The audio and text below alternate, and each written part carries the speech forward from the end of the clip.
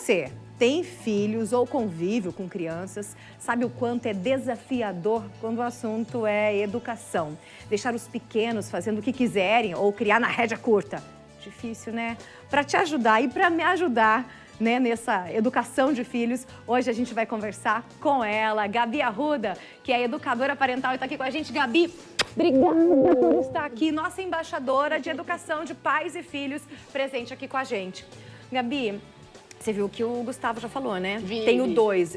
O mais velho eu trato mais na rédea curta. E daí acaba na verdade, ocorrendo até conflitos entre os filhos. É difícil, né? Você tem dois. Eu tenho dois, de personalidade forte. E diferentes. E diferentes, completamente diferentes. Um é mais sensível, mais calminho, o outro é mais agitado, também gosta de liderar.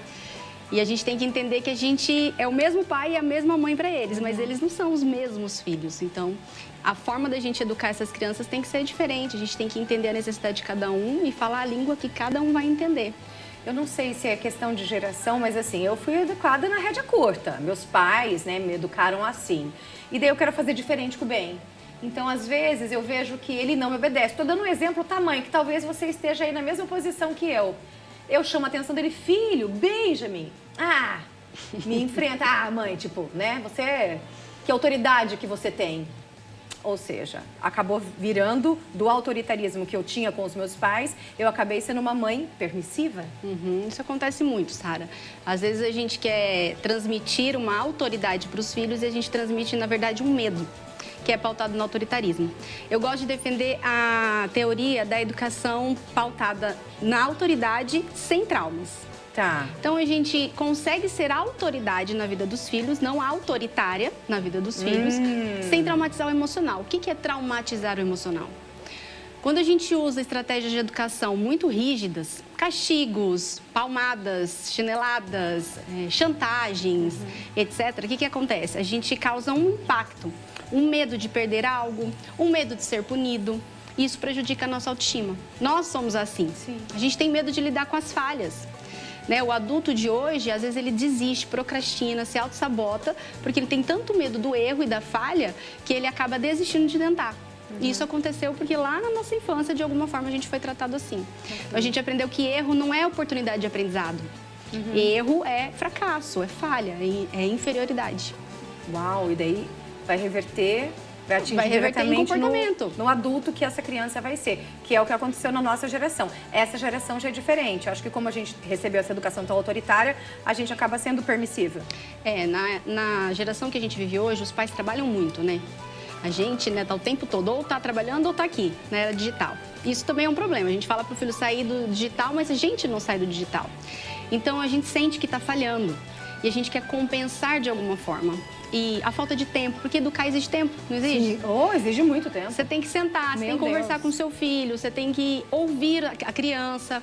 E a gente não tem tempo para isso. O que acontece? A gente cai na permissividade. Então faz. Ai, tá bom, só mais um pouco. Ai, deixa ele fazer para ver se me dá sossego, não é? Deixa no celular. Que daí fica jogando calminho. Minecraft o dia inteiro. Acontece que quando desliga o celular, aí a criança ela entra no modo explosão. Porque enquanto ela está aqui, ó, na tela, olhando para isso aqui, ela está concentrada, só que dentro da mente dela, muita coisa está acontecendo, muito estímulo está acontecendo.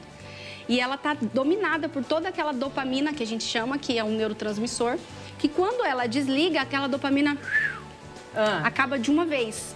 E aí ela se vê sem estímulo. Então agora, para eu ter estímulo, eu tenho que criar. Certo? Sim. Então, eu tenho que pensar no que eu vou fazer, eu tenho que mover o meu corpo para correr. Isso dá preguiça. Porque enquanto eu estou aqui, o estímulo ele é natural, ele acontece sem que eu faça muito esforço. Quando eu desligo, eu preciso agir. E hoje a gente está vendo uma geração de crianças e adolescentes que estão cada vez mais procrastinadores, com falta de atitude. Eles querem tudo fácil, tudo está a um clique. Tudo. E os pais, eles não entendem que, às vezes, a gente evitando um estresse momentâneo, a gente amplia esse estresse depois por todo o dia. Muito sério. E aí a gente entra num ciclo, porque como tá estressante e só não fica estressante quando tá na tela, eu libero mais tela. É muito sério isso. É muito sério isso. Você tem dúvidas? Você tem alguma questão na sua casa que você quer compartilhar aqui com a gente? Manda o WhatsApp pra gente, telefone no vídeo, coloca aí, fazendo um favor, tá bom? A gente quer saber a sua Seu desafio aí da sua casa é parecido com o nosso ou não? Como é que é? A Marina ligou e falou o seguinte, que tem uma filha que faz birra. Como lidar com birra? Na verdade, depende da idade, né? É assim, ó, eu vou resumir, que Tá isso aqui bom, dá pra tá. gente ficar a tarde inteira falando. Só de birra, né? Só Dá pra de fazer um birra. programa só de birra. É sério, gente? Primeiro, birra é comunicação. A gente rotula a birra dizendo que a criança tá fazendo chantagem emocional com os pais, que a criança é malandra. Mas pensa comigo, pra gente pensar em fazer uma chantagem, eu tenho que pensar adiante, pensar no futuro. Eu vou fazer isso pra ter isso. A criança, ela não tem ainda essa maturidade cerebral pra jogar com você. O que ela tem? Ela aprende através do comportamento e da nossa reação. Então, se a criança faz uma birra em casa, por exemplo, ela se joga no chão porque ela quer algo e você disse não. E ela continua se jogando no chão e gritando e chorando. Você não aguenta ouvir aquele choro, você fala, tá bom, só um pouquinho. O que você ensinou pra ela? Que se ela fizer birra vai funcionar, ela vai ficar um pouquinho mais. Então, ela vai associando. Opa, quando eu me jogo no chão, eu tenho o que eu quero. Então, na verdade, a gente está ensinando isso para a criança. Ela não tem resiliência, não sabe lidar com não, ainda não aprendeu a passar pela frustração, então ela vai ter esses rompantes de comportamento. Então, a criança até 4 anos, ela tem uma birra emocional.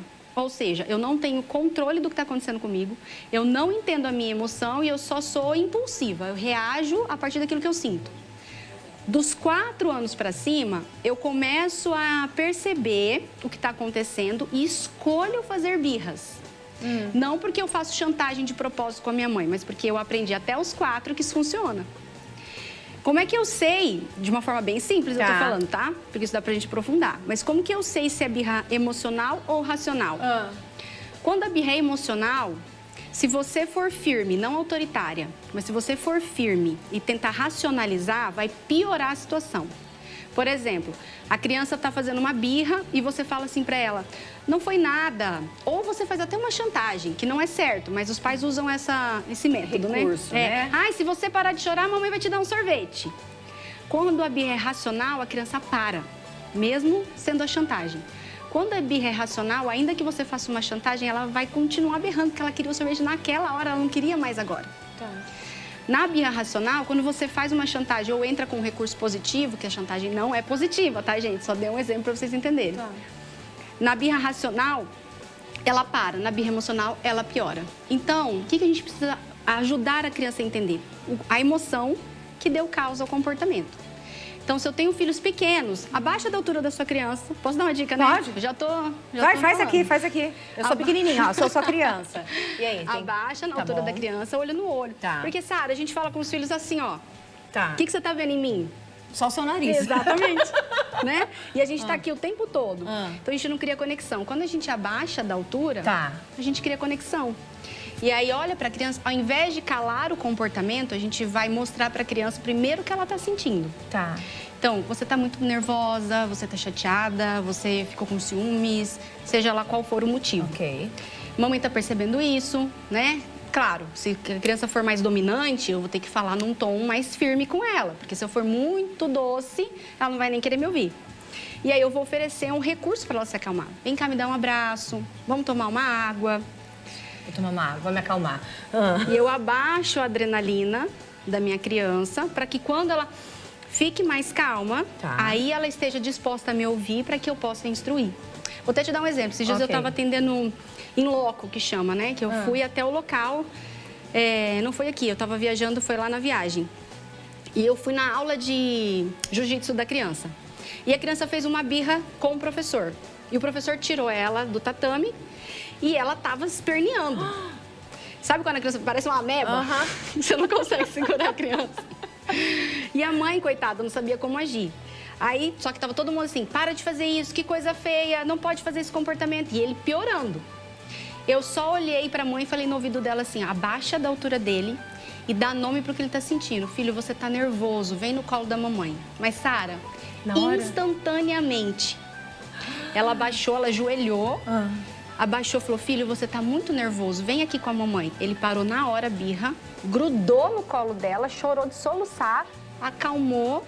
Quando ele acalmou, eu ajudei ela a orientar, olha, o que você queria? Então, vamos aprender a falar do jeito certo, o que você queria. Ele falou e ele voltou para a aula e terminou a aula tranquilamente. Quanto mais a gente bate de frente para calar o comportamento, pior fica porque eu me sinto não compreendida. Sabe quando você tá nervosa? E as pessoas não dão a mínima pro seu nervosismo ou minimizam isso? Passa. Vai passar, né? E passa. Passa, mas demora, hein? Demora e muitas vezes a gente fica com raiva do adulto que minimizou. Por que a criança não pode sentir isso também? Mesma coisa. A educação consciente, ela é isso. Tratar a criança como um indivíduo que tem sentimentos assim como a gente. Ela precisa ser ouvida, né, entendida, instruída. Então, ter consciência do porquê ela está se comportando desse jeito, ter consciência do porquê ela precisa fazer o que é preciso fazer e não ter medo e fazer por medo do que pode acontecer se ela não colaborar. Então, nós temos que tornar os nossos filhos conscientes de suas ações e não medo, não ter medo dos outros ou dos pais para, de alguma forma, agir positivamente. Gabi, o nosso tempo já deu, mas tem uma pergunta de uma telespectadora. Coloca aí pra gente, só pra gente responder. Eu sei que tem muita gente mandando mensagem. A Gabi vai voltar, tá, gente? Porque a gente falando de educação de filhos não é fácil. Todo mundo tem dúvidas. Eu mesmo, inclusive, eu tenho várias dúvidas.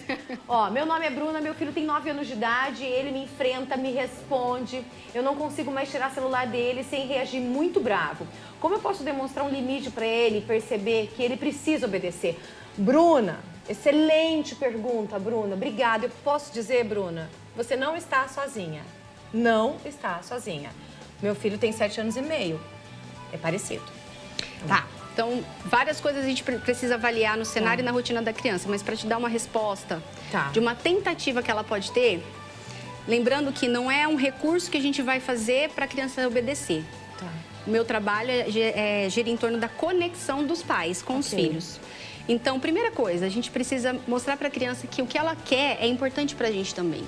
Então, muitas vezes a gente só quer que desligue o celular, desligue o videogame. Mas a gente já deu não hora, demonstra. acabou, tem que tomar banho. Ela está na última fase, ela precisa passar. Ou ela só queria que você entendesse que aquilo é importante para ela. Então, tenta sentar do lado do seu filho, ao lado dele, e pergunta para ele, o que você está jogando? Ai, que legal, como que é esse jogo? Né? Demonstre interesse porque é interessante para ele. E depois faça o acordo. Quanto tempo falta para você encerrar isso? Dependendo desse tempo, negocia com a sua criança, faça o acompanhamento desse tempo. Ó, falta 2 minutos, ó, falta 1 minuto. A criança precisa do acompanhamento. Tá. Deu tempo? Senta ao lado dele e seja firme. Filho, o seu tempo acabou. Você desliga ou eu desligo? Tá. Não, mãe, você desliga ou eu desligo? Por quê, Sara? A gente já se conectou, a gente já demonstrou interesse pelo que é interessante para a criança. Agora eu tenho que ser autoridade, eu tenho que instruir. Ai, gente, como é difícil. Eu tenho certeza que você tem milhares de perguntas. Eu também tenho. A Gabi vai voltar e vai falar com a gente sobre educação consciente. Obrigada, foi um prazer recebê-la. E, aliás, é uniforme, né? Gente, a gente tá muito de uniforme. A gente não combinou, eu juro. As duas de calça jeans, as duas de blusa verde. Meu Deus do céu. Conexão. Rapport.